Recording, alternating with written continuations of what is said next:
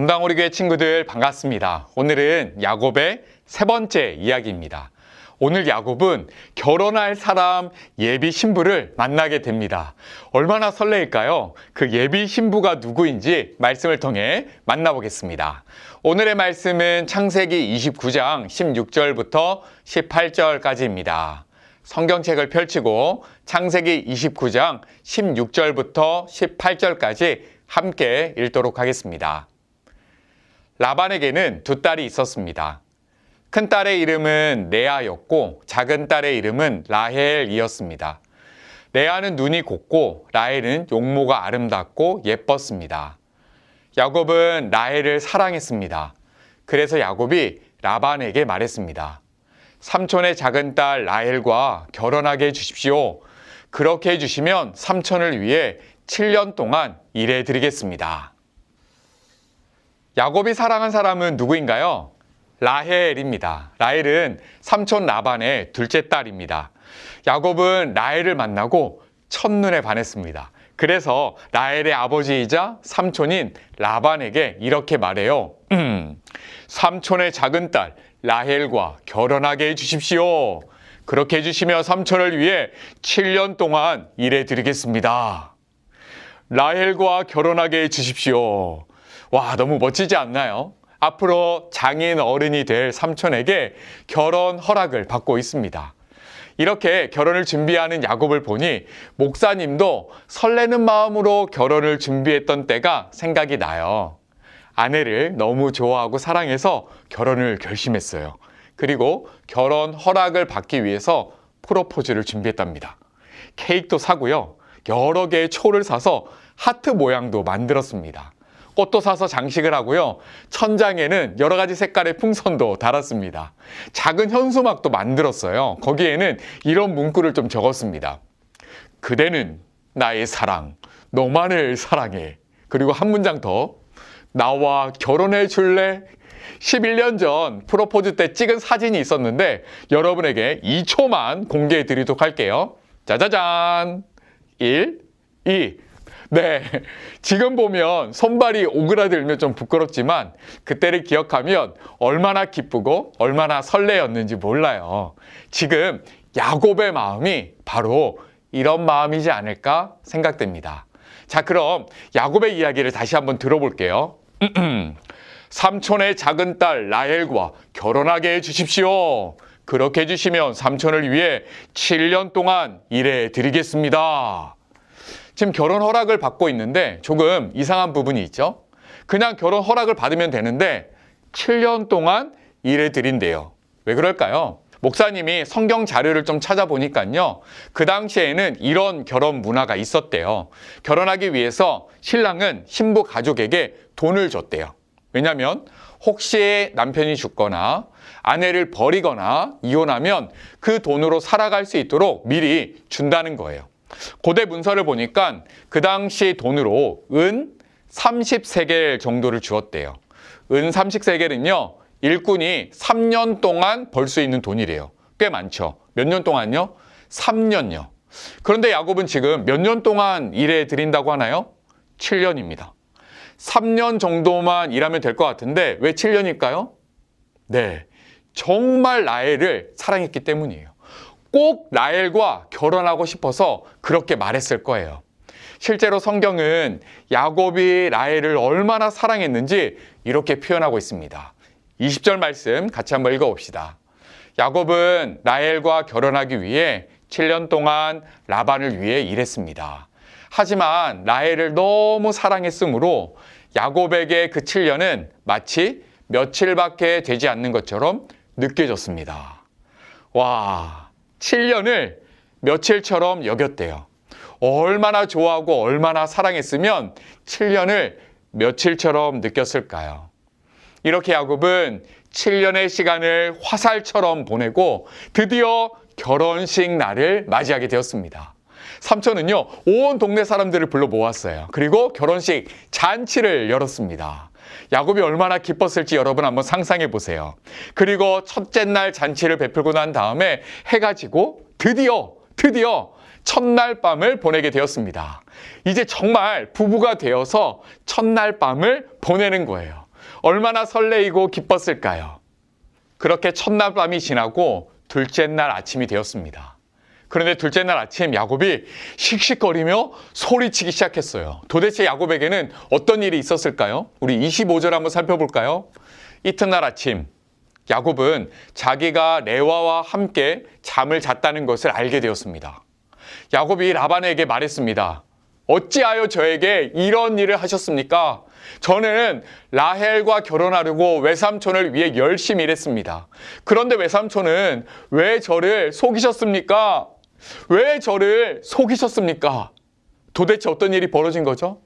삼촌이요, 야곱을 속였습니다. 첫날 밤에 라헬 대신에 첫째 레아를 들여보냈던 거예요. 캄캄한 밤에는 이 사실을 몰랐어요. 하지만 아침에 눈을 떠보니 신부가 바뀌어 있었던 거예요. 자기가 사랑한 라헬이 아닌 레아였어요. 여러분, 얼마나 황당하고 얼마나 화가 나고 얼마나 분했을까요? 왜 저를 속이셨습니까? 삼촌 라반이요, 이렇게 변명을 해요. 26절입니다. 라반이 말했습니다. 우리 지방에서는 큰 딸보다 작은 딸을 먼저 시집 보내는 법이 없네. 첫째가 시집을 가야 둘째가 시집 갈 수 있다는 거예요. 큰 딸 첫째가 먼저라고 이야기를 합니다. 야곱의 마음이 어땠을까요? 그냥 수긍이 되었을까요? 아, 삼촌에게는 그런 문화가 있었구나. 제가 잘 몰랐네요. 그랬을까요? 그렇지 않아요. 7년을 기다렸어요. 그 변명에 아마 더 화가 났을 거예요. 만약에 정말 첫째가 먼저 시집 가야 한다면 미리 알려줬어야죠. 왜 7년 동안 이 사실을 숨기고 속였냐 하는 거예요. 아니면 7년이 다 되기 전에 먼저 레아의 신랑감을 열심히 찾아서 레아를 먼저 결혼시켰어야 하죠. 하지만 라반은요, 7년 동안 야곱을 속였습니다. 삼촌 라반이 얼마나 치밀한 계획으로 야곱을 속였는지 몰라요. 결혼식이 열리는 날 어떻게 했죠? 온 동네 사람들을 초대했어요. 왜 그럴까요? 야곱과 첫째 레아의 결혼식을 모든 사람들한테 알리려고요. 공식화하는 거예요. 그래야 야곱이 이 결혼식을 함부로 취소할 수 없거든요. 그리고 야곱의 마음을 교묘하게 이용해요. 야곱, 라헬을 너무 사랑한다는 것을 알고 있는 이 라반이요, 야곱의 마음을 이용하는 거예요. 이렇게 제안하죠. 결혼식 기간 일주일을 채우게. 그러면 라헬도 자네에게 주겠네. 그 대신 나를 위해 7년 동안 더 일해 주어야 되네. 라헬을 주겠다고 약속해요. 그런데 또 뭘 하라고 해요? 7년 동안 더 일해 달래요. 그런데 그 순서가요, 전과는 좀 달라요. 전에는 7년을 일하면 라헬을 주겠다인데 이번에는 라헬을 먼저 준대요. 그리고 7년을 더 일해 달라고 이야기를 합니다. 야곱의 마음이 어땠을까요? 정말 화가 나서 다 끝장내고 싶었지만 라헬을 너무 사랑했기에 이것을 거절할 수가 없었어요. 그렇게 또 7년을 일하게 됩니다. 자, 야곱의 14년을 정리해 볼까요? 야곱은 라헬과 결혼하기 위해서 7년을 며칠같이 일합니다. 하지만 결국 삼촌 라반에게 속았다라는 사실을 깨닫죠. 그리고 다시 라헬을 얻기 위해서 또 7년을 일해야만 했습니다. 7 더하기 7, 14년이라는 긴 시간 동안 일해야 했습니다. 그렇다면 왜 하나님은 야곱에게 이런 어려움의 시간들을 주었을까요? 왜 야곱이 속임을 당해야 했을까요? 그냥 야곱을 괴롭게 하려고 하나님이 힘든 시간을 주었을까요? 그렇지 않을 거예요. 우리 하나님은요, 지금도 우리와 함께 계세요. 그리고 지금도 우리를 사랑하세요. 지금도 우리를 위해서 일하시는 분이에요. 자, 그렇다면 오늘 말씀 속에서 우리는 어떤 하나님을 발견할 수 있을까요? 오늘 말씀 속에서 바로 이 하나님을 발견하면 좋겠습니다. 이 네모 안에 있는 내용을 5배는 크게 읽어봤으면 좋겠습니다. 같이 한번 읽어볼까요? 나의 약함을 보게 하시는 하나님. 한 번 더 읽어볼까요? 나의 약함을 보게 하시는 하나님. 왜 저를 속이셨습니까? 이 충격적인 사건 기억하시죠? 이 사건을 통해서요, 야곱은 과거의 자신을 발견하게 됩니다. 왜 저를 속이셨습니까? 소리치면서 과거의 자신이 아버지를 속였던 것이 생각났어요. 어떻게 아버지를 속였나요? 형의 축복을 받기 위해서 형 에서인 척 했어요. 형의 채취, 냄새가 나도록 형의 옷을 입고 털 많은 형처럼 보이려고 새끼 염소의 가죽을 손과 목에 감싸고 아버지를 속였습니다. 삼촌 라반이 변명하듯이 첫째가 먼저 결혼해야 한다 라는 말을 들었을 때 첫째가 먼저 받아야 할 축복이 생각났을 거예요. 하지만 야곱은 형을 속이고 첫째의 축복을 빼앗았어요. 배고픈 형을 이용해서 팥죽을 주며 첫째의 권리를 달라고 했어요. 형을 속인 거예요. 야곱. 우리는 흔히 야곱을요, 믿음의 조상이라고 불러요. 그런데 야곱은 속이는 사람이에요. 믿음의 조상과 속이는 사람, 이 둘은 좀 잘 어울리나요? 그렇지 않습니다.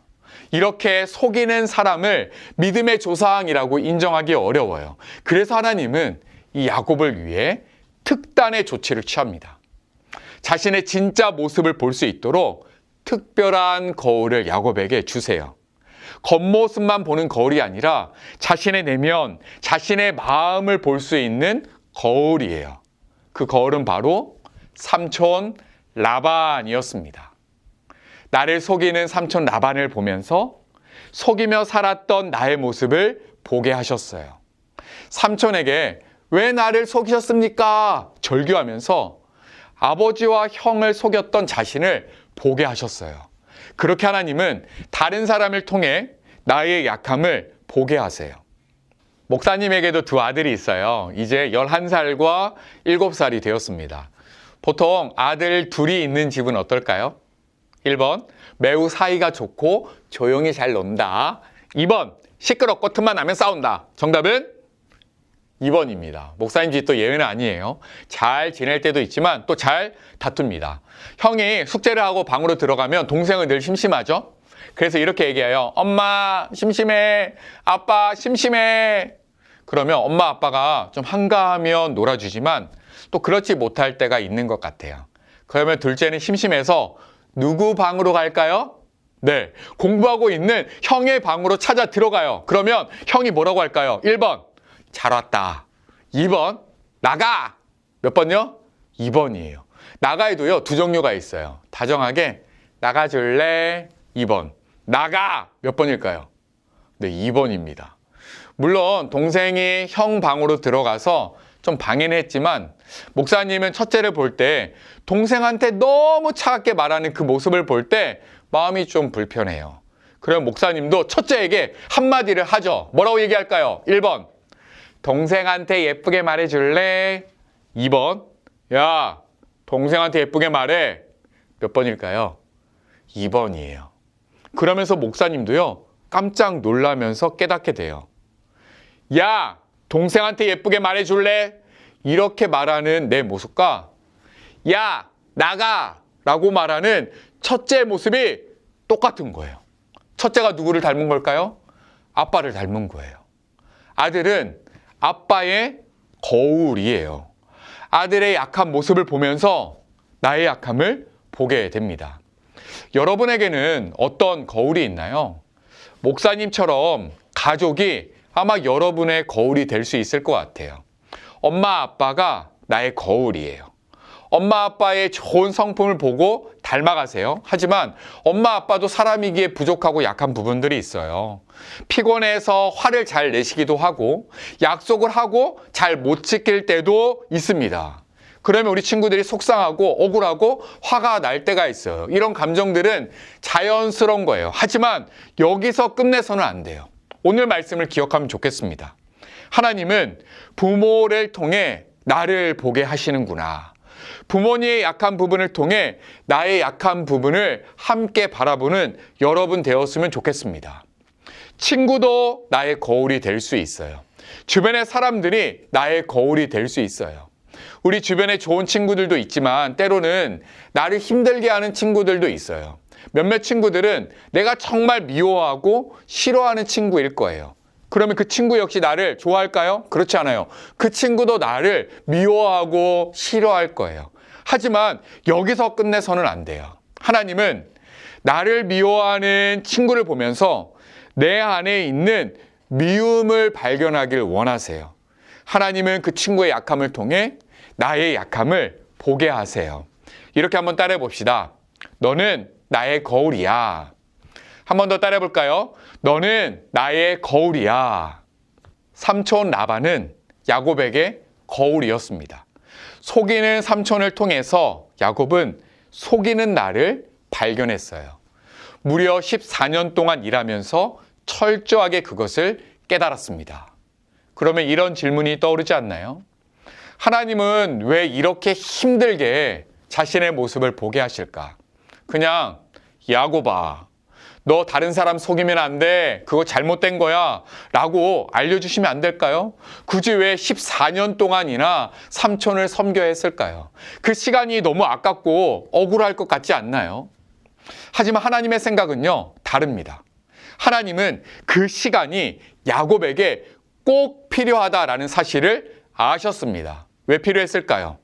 야곱, 속이는 사람이었습니다. 믿음의 조상과는 어울리지 않았어요. 하나님은 그를 바꾸길 원하셨어요. 그래서 14년 동안 특별한 섬김의 훈련을 받게 하셨습니다. 그 시간을 통해서 낮아지고 겸손하게 하셨어요. 그렇게 하나님은 야곱을 속이는 사람에서 섬기는 사람으로 만들어가고 계셨던 거예요. 말씀을 정리하겠습니다. 하나님은 다른 사람을 통해 나의 약함을 보게 하세요. 그리고 그 시간을 통해 나를 훈련하시고 다듬어 가세요. 이것을 통해 우리를 가장 멋있고 가장 아름다운 하나님의 자녀로 만들어 가세요. 사랑하는 친구들, 다른 사람을 통해 나의 약함을 발견하는 여러분 되기를 축복합니다. 그리고 그 시간을 통해 더욱 주님을 닮아가는 여러분 되기를 축복합니다. 함께 기도하겠습니다. 하나님 아버지 감사합니다. 오늘 말씀을 통해 내 모습을 보게 해주셔서 감사합니다. 내 주변의 사람들이 나를 비추는 거울임을 기억하겠습니다. 삼촌 라반을 통해 자신의 모습을 발견한 야곱처럼 내 주변의 사람들을 통해 나의 모습을 정확하게 볼 수 있도록 하나님 인도해 주세요. 부모님을 통해 내 모습을 보게 하시고 내 친구들을 통해 나의 약함을 발견할 수 있도록 인도해 주세요. 하나님, 우리는 부족하고 연약합니다. 이 모습을 불쌍히 여겨주시고 하나님 나를 만져주세요. 그리고 나를 변화시켜 주세요. 하나님께서 그 놀라운 일을 행하실 것을 기대하며 예수님의 이름으로 기도드립니다. 아멘. 함께 주기도문 하겠습니다. 하늘에 계신 우리 아버지여, 이름이 거룩히 여김을 받으시오며 나라에 임하옵시며 뜻이 하늘에서 이룬 것 같이 땅에서도 이루어지이다. 오늘날 우리에게 일용할 양식을 주옵시고 우리가 우리에게 죄 지은 자를 사하여 준 것 같이 우리 죄를 사하여 주옵시고 우리를 시험에 들게 하지 마옵시고 다만 악에서 구하옵소서. 대개의 나라와 권세와 영광이 아버지께 영원히 있사옵나이다. 아멘.